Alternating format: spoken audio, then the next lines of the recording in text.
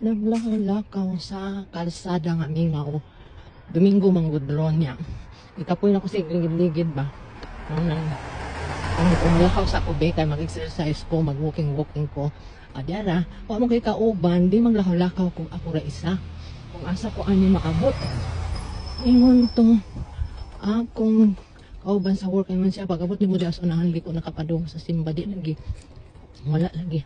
To alayo pa di kayo. Balik na siguro ko.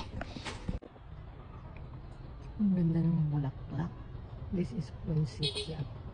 And this is another one.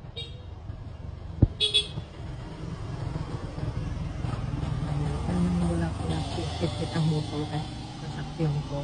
Ang bulaklak ko. Magkuhanindan. Huwag na ay kahoy. Baka ka ng orange o dalawa.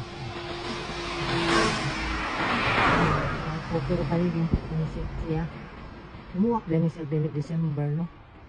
Dapat ng palm tree. Ang kaya lang kalsada kayo. Green kayo. Green kayo. Daghan maglakaw-lakaw. Dili daghan na yung lakaw-lakaw. O ang ilahang international school na dili. Nihonong sa ako kay hangos naman kaayo. Nagpusing-pusing usak ko. Kay aron makapahulay kadyot. Anya mulakaw na pud ko padong dito sa unahan gamay o tanawa lingi-lingi murag kuan mo ignorante na bag-ohan sa lugar kay first time man ako ari dirin dapita kay abin hog layo na kayo din sige lakaw sa ko. Muna ang galing dili tungod kay 1,000 hills man ang Kigali so musaka ka na og muna kasada mo na hanguson ko kay musaka na po niya na po ng kasada pasaka eh.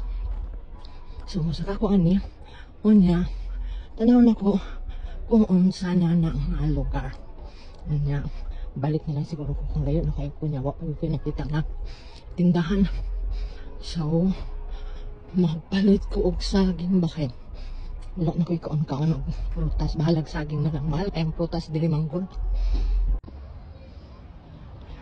Pagwais ako kay gihangos ko niya, kita ko sa adlaw padung na lubog. Nya na ako diri sa kinaibabuan di ko siguro ni kinaibabuan basta na ako sa ibabaw sa kako aning bukid. Unya tan-aw na nato isa ka kalsada amo to kasala padung.